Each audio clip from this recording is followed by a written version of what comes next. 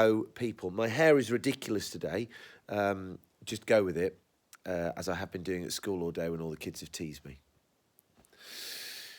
It's impossible to talk about this story, I think, and give it a fair run on its own merits, because this is not only, for all intents and purposes, the final Seventh Doctor story.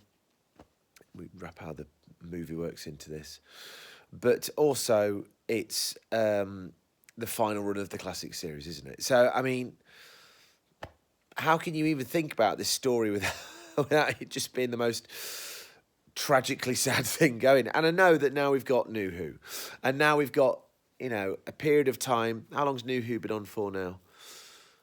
Nearly 20 years? And the original run only had 20... 20 years. Oh, it was 2005 and it's 2024 now. I think so. So, we're nearly approaching a stage, God, this is petrifying, where New Who's as old Who, which is very strange. Wait, what? Well, yeah. And I've been trying to think of the gaps, the distance. Now, when do we talk about... I don't understand how New Who can be as old as old Who. I know, well, because Classic Who goes from 63 to 80, whatever. It's 26 years, I think, so 89. New Who starts in 2005 and has only got to go up to... Yeah, got it. Anyway. So at what point can we talk about this throwing forward? Let's do it now, because I want to do it now. So we're going to talk about it now, right? And I know we don't normally do this in the Whoathon. We try and keep things in the now, but I can't not do it, so I'm going to do it now. So just don't judge me. It's my YouTube channel. This is so New Who. This is so New Who. And it's so weird. Expecting James Corden to come round. Yeah, no James Corden, thankfully. But it's absolutely bizarre how prescient this is of what we will get. You like that, don't you? Yeah. What we're going to get. And it's frightening. When is the last time we did suburban Who? There's plenty of city Who, but this is boring suburbia, isn't it? Now, that's a very Matt Smith thing. We get quite a lot of sort of villagey, sort of out in the sticksy type stuff in Matt Smith era. I've only just realised this for the first time. There's a flipping series arc in this series of Doctor Who. Yes, there is. Yes, there is. Not only do we get Fenric, not only do we get the continuing trials of Ace. Okay, now I know in this context it doesn't seem like the Doctor has got an agenda here, a pre-existing agenda. But nonetheless, this is the most the series has cared about a companion since 1963, quite frankly. The most invested we've been in the story of the companion ever. So this is the perfect way to wrap up this season, but also, honestly, Sylve, because let's be honest, without Ace, the Sylve era is a very different place and arguably not as good. But there's only the Mel stories to start with. No, don't, because there's some class in there. And there's only 3 of them. There's a thematic arc here as well. And this is the first time I've ever noticed it. And admittedly, I'm going to have to work harder to include Battlefield in this. But, 3/4 of the season can be done easily. And it's the theme of evolution. And it's the theme of progress. And it's the theme of, as has been so often stated in this story, survival of the fittest, law of the jungle. It is constantly happening in these stories. There's episode after episode where the concept of change and evolution has been thematically at the heart of the story. And that is such a weird thing. Because aside from Hinchcliffe era, which was more sort of storytelling tropes and moments with Bidmead, with like entropy and the sort of spilling over of scientific concepts from story to another story, which was kind of touched upon. We had Traken and then Logopolis. I don't think the series up until this point has ever done this, and this will become the norm. This will become something that we are routinely expected to keep up with New Who.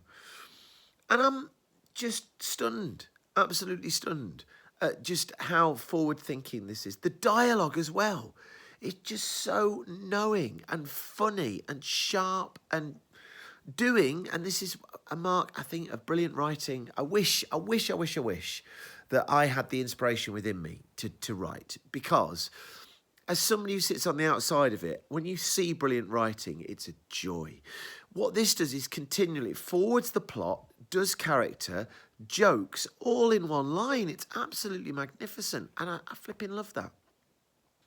But just to focus on the here and now, you've got Ace being, you know, in a situation where she's got to reconcile the person that she was, the person that she is, coming back to this place for the next time, a changed person because of all the all the experiences she's been through.